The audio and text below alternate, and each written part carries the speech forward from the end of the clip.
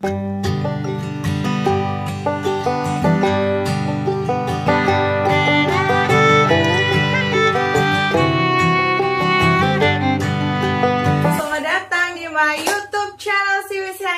Bunda, jadi hari ini tuh aku mau persiapkan buat pesanan besok.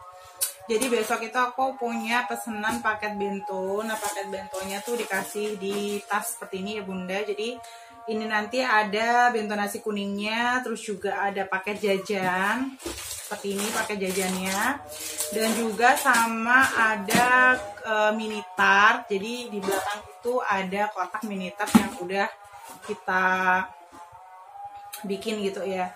Dan ini H-1, jadi aku mau masukin jajannya gitu. Di belakang udah mulai bikin pokoknya persiapannya udah mulai gitu ya. Jadi besok itu ini H-1, besok itu pesenannya sekitar jam 9 pagi itu udah diantar, udah sampai. Jadi sekarang kita mau packing jajan seperti ini ya Bun.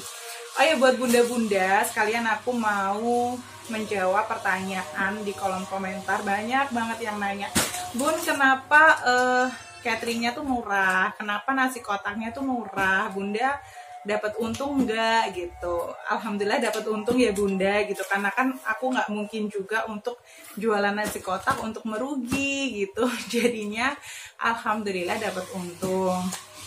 Kalau misalnya ditanya kenapa harganya bisa murah sekali, yang pasti aku selalu kasih masukan juga buat bunda-bunda yang ada di rumah. Kalau misalnya kita tuh harus disesuaikan sama kondisi harga bahan, terus juga sama kondisi catering kita, apakah setiap hari itu ada pesanan atau enggak gitu. Jadi itu harus dikondisikan gitu ya Bunda.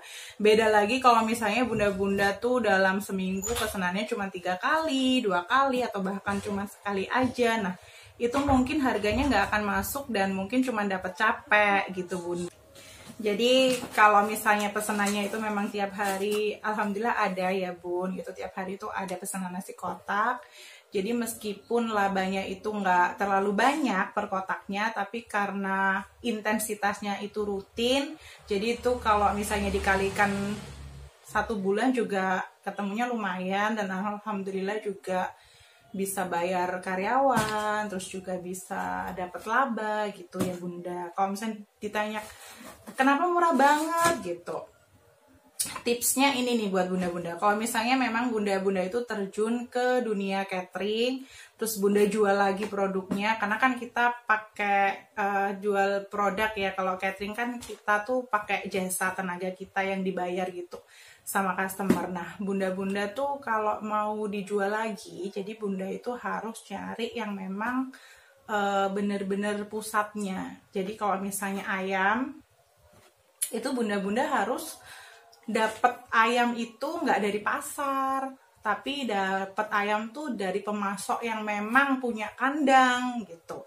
kandang ayam yang tiap hari memang memasokkan ayam kemana-kemana gitu. Jadinya memang harganya kita tuh harga miring, harga dari pemasok, bukan harga di pasaran. Kalau misalnya kita punya catering tapi ayamnya dari pasar, udah kena ketambahan harga jual dari para pedagang yang ada di pasar, otomatis itu nanti nambah harga lagi. Jadi wajib banget nih buat bunda-bunda yang catering pemula itu cari gitu pemasok yang memang tangan pertama. Dan aku tuh ada 3 orang koneksinya gitu ya. Jadi kalau misalnya satu nggak bisa, ada satunya lagi cadangannya, itu ada 3 orang yang memang pemasok dari dari kandang gitu, dari tangan pertama. Jadinya belum sampai ke pasar atau belum kejual ke pedagang dan ke aku. Akhirnya nanti kan beda gitu ya Bun harganya kalau misalnya dari pemasok langsung atau dari pasar.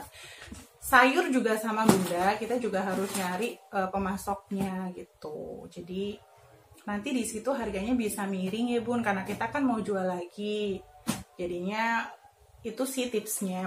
Oke Bun, makanya aku sering banget gitu ya kasih tahu sama Bunda, nggak harus plek-ketiplek sama, karena kondisi catering itu antara satu dengan yang lainnya itu nggak sama gitu. Untuk laba juga begitu Bunda, kalau misalnya mau dinaikin 50% juga nggak masalah gitu. Mungkin karena ongkirnya jauh atau rumah bunda ke tempat customernya jauh, makanya untuk harga nasi kotaknya untuk labanya ditambahkan persenannya boleh gitu. Jadi aku tuh sebenarnya bikin video itu hanya berbagi informasi, terus juga kasih ide menu gitu bunda.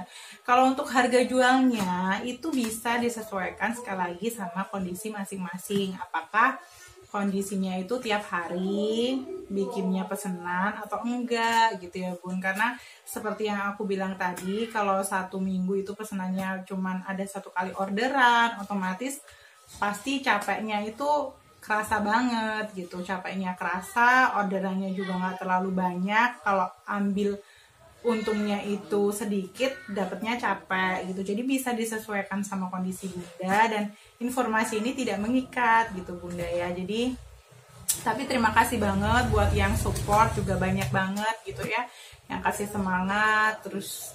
Jadi alhamdulillah sampai sekarang juga masih tetap bikin konten yang semoga juga bisa bermanfaat buat bunda gitu. Tapi yang pasti untuk menjawab pertanyaan bunda-bunda seperti itu, kenapa bisa murah gitu. Tapi aku juga murahnya itu menyesuaikan kondisi ya bunda. Kalau misalnya kebetulan pas bikin video itu memang harga ayamnya turun, terus harga-harga sayur turun, ya pasti untuk videonya itu konten nasi kotaknya harganya bisa miring.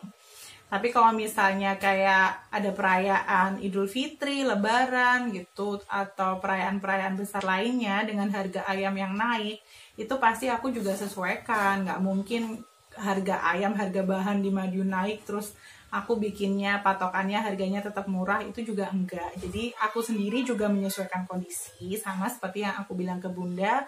Bunda juga harus menyesuaikan kondisi masing-masing daerah, masing-masing kondisi catering dan juga harga bahan di kota-kota masing-masing gitu ya bunda. Jadinya seperti itu kurang lebihnya bunda.